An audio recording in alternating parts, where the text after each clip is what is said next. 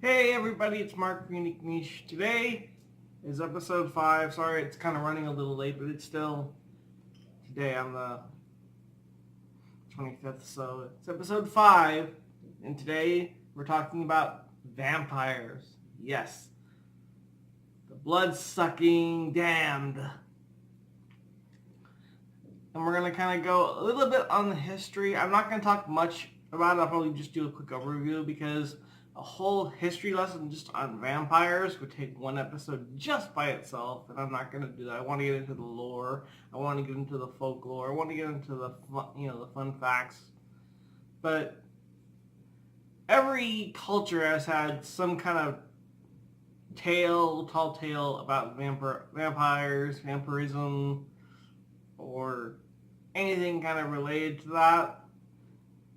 Especially since a lot of cultures were at war in early history, medieval times, and the Renaissance era.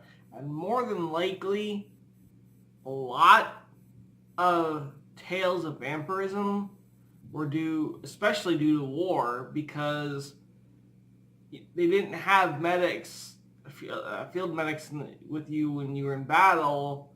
Oftentimes you'd have to go probably to a church or some other place to get some kind of medical help. And by that time, usually you didn't make it, or if they did have some kind of medics, it was rare, or they didn't know how to treat serious injuries, just light stuff.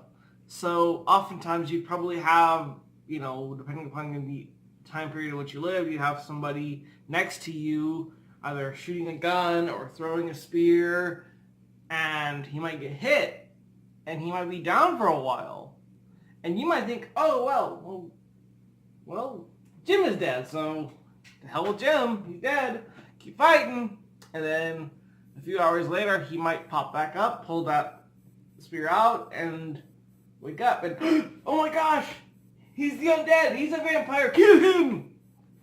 Because, again, it's the hysteria of the times, because, early history, medieval times, and even the Renaissance era had a lot of hysteria, had a lot of, especially in battle or war, because you had multiple kingdoms fighting for control of Europe, Africa, Asia, the Middle East. You had all these kingdoms and empires fighting against each other, and so you never knew whether you were a citizen or a soldier.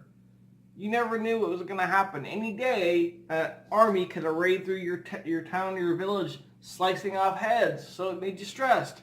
Any day, you could be a shop holder, and you could be forced to get into battle by your king or your emperor or your lord. So it was very stressful and traumatic. And then, of course, you had religious aspects of it, where you had certain religious groups. A religious group could be battling against another religious group, and it could just cause stress. So, and people were very easily frightened at that time. So stories of vampirism were widespread, especially of people who were sick, who maybe felt a little bit better after being sick for a while. Maybe they were bedridden for a few days, and then they got up, and oh my gosh, wow, they're not natural, they're undead, or so vampirism, goes way back, and a lot of it is because of the lack of good medical doctors and mass hysteria during the times. But we got to kind of ask ourselves, what is a vampire? And a vampire is the living dead that sucks the vital force of the human body, of blood. Or you could even just say he's a vampire that sucks blood. Or not a vampire, but just a zombie that sucks blood. As some people will tell you. But not only that, but the characteristics of a vampire, they're the pale skin. I got kind of pale skin, so maybe I'm a vampire. I'm kidding, I'm not. But they have pale skin, they have piercing eyes, and they have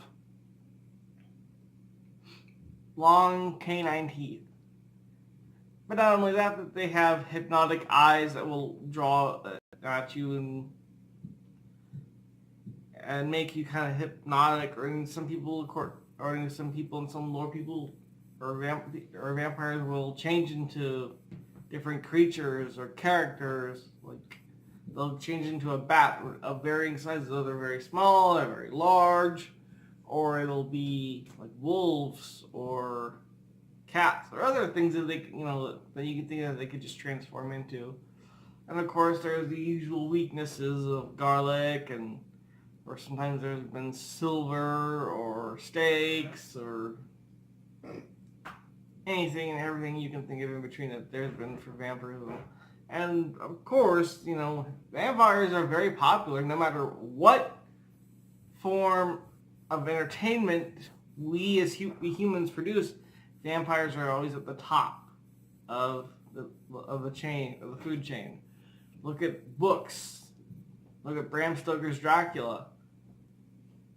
One of the most popular books in human history. Look at movies. 1931 Dracula.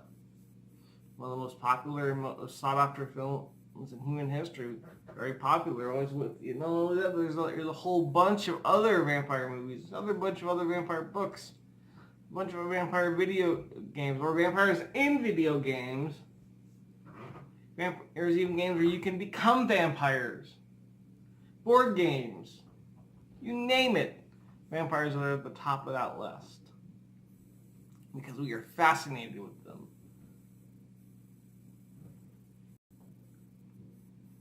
Because they, in some ways, mirror ourselves. We are kind of almost like vampires in a way, because we feast on the flesh of others. We use certain looks to attract the opposite sex. And vampirism, vampire in its own way, is actually a psychological, I guess you could say, way of explaining sex. Because if you think about it, the vampire fangs piercing into the flesh of a neck or a young lady, that's kind of a symbol of sex. Whether it be heterosexual sex, homoerotic sex, it doesn't matter. It's still sex. And I think before I get out of here on this episode, I want to kind of ask you guys, who are some of your favorite vampires? And what are some of your favorite vampire movies, or video games, or books, or any kind of entertainment?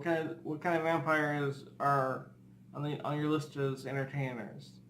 Whether it be the Vampire Lestat, whether it be Dracula, whether it be anybody. Just let me know in the comments. And I want you guys to like, comment, subscribe on this, and I want to thank you guys.